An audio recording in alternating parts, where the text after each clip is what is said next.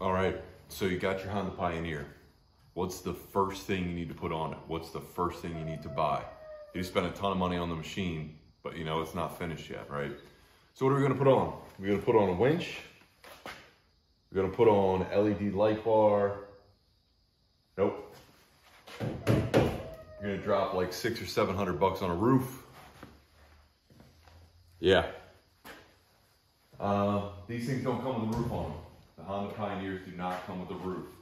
You have a couple non-factory options. So if you go to Super ATV, they sell like a plexiglass roof. It looks kind of cool. My concern there was it was gonna get scratched up or crack. Plexiglass has a lot of give to it, but this is like, I think it's injection molded plastic. So I just thought it would hold up better. It's also clear. Part of the reason I wanted a roof was to block the sun. I didn't want it to be a greenhouse with a plexiglass roof. So I thought about that. The price difference isn't too bad. They're about the same. The Honda OEM factory roof is a little bit more, but you need a roof on there. Why? Well, first of all, you can see up here, got some mud, and I haven't run this thing through anything crazy yet. So just going on a wet back lane, farm lane, kicks up mud. That would be in my kid's hair or my hair. Not the end of the world, but you want a roof on there to protect you. I'm not driving in hurricanes or downpours, but it's nice to have that there. More importantly, you want it there for shade, all right? You got black seats in all Honda Pioneers. You had this thing sitting out in the sun, which I don't do often, but let's say you go for a ride, you wanna go in and eat lunch, and you leave it out in the sun, even if it's 75, 80 degrees out. Those seats get scorching hot. Your buckles could, in theory, not too worried about that, unless your kid's rubbing up against it with the back of their arm or something. But we probably had it for 2 or 3 weeks without a roof. So the seats would get hot, and man, you gotta fix that. So we got the roof on it. I ordered this from a dealer closer to me, so I didn't get it obviously from the factory with a roof, because dealing with that dealership where I got this, who knows when it was gonna come in. I didn't wanna order a roof and pay for it, and then not end up getting this thing. So I waited until I received it. Ordered this from my local dealer. They were really cool, actually. They knew I was trying to buy the entire machine from them, so the guy in the parts department gave me 5 or 10% discount, because he said if I would have bought it there, they discount the accessory. So that was cool. You do have some negotiating power. If you order it or get it from the dealer, they should be able to discount the parts for you. The roof itself, it's a pretty cool design. There's a tiny bit of fit and finish issues, like I mentioned, with the entire machine. But overall, it came in a massive, massive box. So I have a 5.5 foot bed on my F-150. I had to unload the entire bed. I had gone fishing the weekend before, forgot to take out my gear.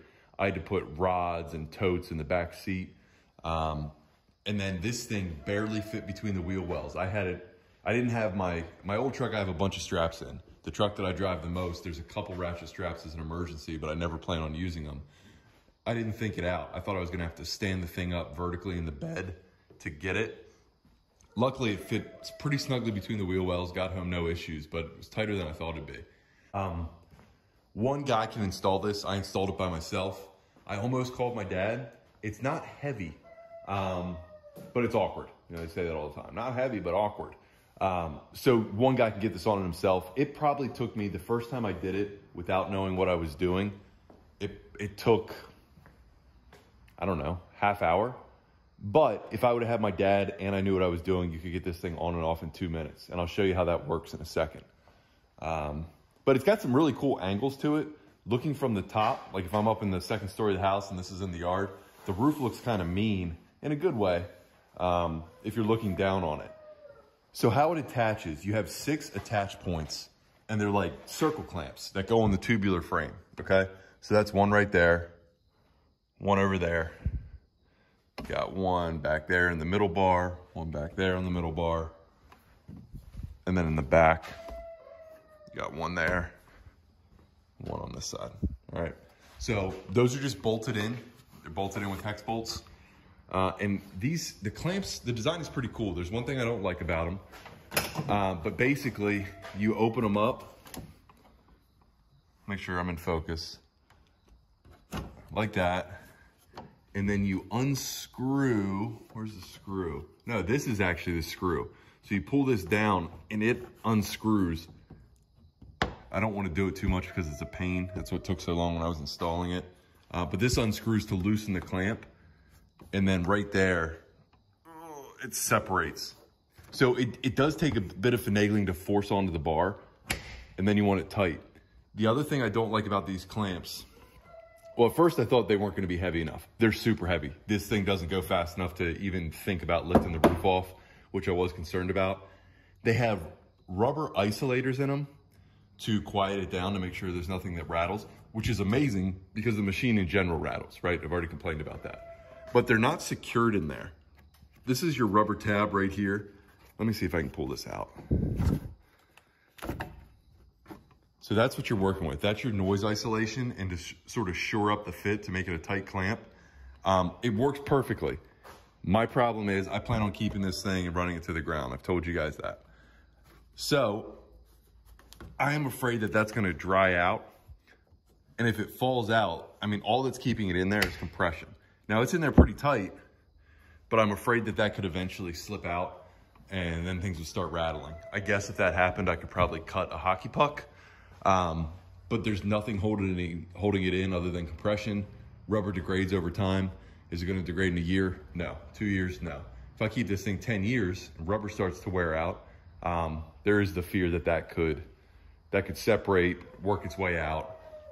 So something to be aware of, but overall the design's really cool. And again, if you had a guy on either side, clip 1, clip 2, clip 3, you have to spread them to get them off the bar. That's your hardest part. This thing would lift right off. I could put it up in a, store it on a rack like that really, really easily. The other cool thing I showed on the how the bed works video, this flips out. The whole bed flips up inside of the roof. So that doesn't affect your dump function at all. But, your passengers are still covered. So obviously a single cab roof would stop there. Single cab is a lot cheaper too. I'll put in the price what I actually paid for it. I forget off the top of my head. But this roof can stay on and your dump bed still functions with inside that roof. So that's pretty cool. Took a little bit of engineering prowess. Good job, Honda.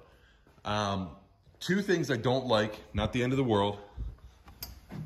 So in running this thing without the roof, you'd be amazed how much visibility difference there is right here. I didn't even consider it. But you got what, maybe a 5-6 inch drop that you're cutting off visibility. You get used to it, but it's something that you definitely notice if you're used to running the side-by-side without a roof and then you get in, you're like, oh man, I just lost some visibility, especially if you're tall. I'm 6'3". So it doesn't feel like you're looking out of a Dodge Charger, Dodge Challenger, or Camaro, but it definitely narrows your field of vision a little more than you'd think. Again, you get used to it within a couple days, but when you're going from no top to top, that's the first thing you notice. I actually told my wife, I was like, hey, we can take it off in the fall if we want to, feel like we're in a Jeep, because I felt bad that it cut visibility that much. Ended up not being a big deal, but something you should be aware of. That's why I would get it from the factory and don't run it till you put it on, because you won't know what you're missing. But if you want to run it topless, super easy, super, super easy. The other thing, constant fit and finish issues, this. Let's see, make sure we're in vision, right? That would take a second to shave off with a razor. I almost did it and I was like, no, I want something to complain about in the video. So there's a couple little, okay, well that came off. That's it. I mean, just clean it up. Plastic weld it, run a hot wire across it, get a razor blade. For the money you're paying for that roof, it should be perfect. It's showing a couple scuffs. There's a couple places we go under trees. That's not one. There's a scuff corner. There's another fit and finish. No big deal. It's a good roof. I would get it again, knowing what I know now. When I go under a tree, there's a tree I go under.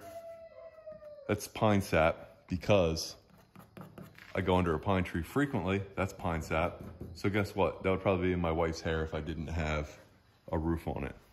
Overall, definitely get a roof.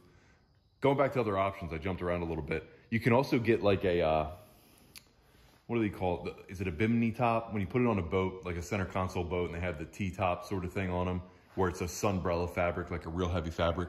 You can get a kit pretty cheap from Amazon to do that. It basically bungees across the entire frame. And then you have like a center piece of fabric. That would keep the sun off you. It wouldn't do much for rain, which, again, how many people are running these all the time in the rain? I don't know, I'm not. But that was an option I considered. I almost considered that over the poly roof, but I said, you know what, let's just go Honda. The other thing, this should come with a roof. You go with the whatever the Chinese brand is, they come with a roof. I think they should come with roofs. But guess what? I'm not the one who makes those decisions, and nobody cares. They gotta make money somehow. One of the ways is charging you for something that should come from the factory. But that's it. You need a roof. I would go with the Honda based on what I've seen. There's not a ton of aftermarket options. Like I said, I think there are 3. There's this guy, one of the sunbrella type tops is what I'm gonna call it. And then Super ATV has one. And it's this one's real geometric pattern-wise. It's got all these, I don't know why. I mean, this ridge right here, it does nothing underneath other than maybe make it look cool. I'm not sure. Maybe you could put a radio. No, I don't think so. But it was more like geometric. It looked like magnet tiles. Your kids have magnet tiles, those little blocks that snap together. That's exactly what that other roof looked like. This one, black, classic. The other thing I thought was kind of funny. It's not a heavy roof, but it says, weight of cab components may increase your risk of vehicle rollover. Use extra care on slopes and avoid excessive speed and abrupt maneuvers. See max weight capacity in your owner's manual. So they're saying, hey, we built this for the Honda Pioneer, but it's gonna add weight to the top, and if you roll it over, it's your fault because we told you so. Okay, we'll design it better. As I was editing the video, I remembered that somebody makes a steel roof for it. It is heavier. Obviously, it's only gonna add to that weight issue. It's also more expensive than the Honda roof, so don't know that there's too much allure there. Moral of the story, you need a roof. I appreciate you watching. Like, comment, subscribe. Tell me what else you want to know about the Honda Pioneer 700-4.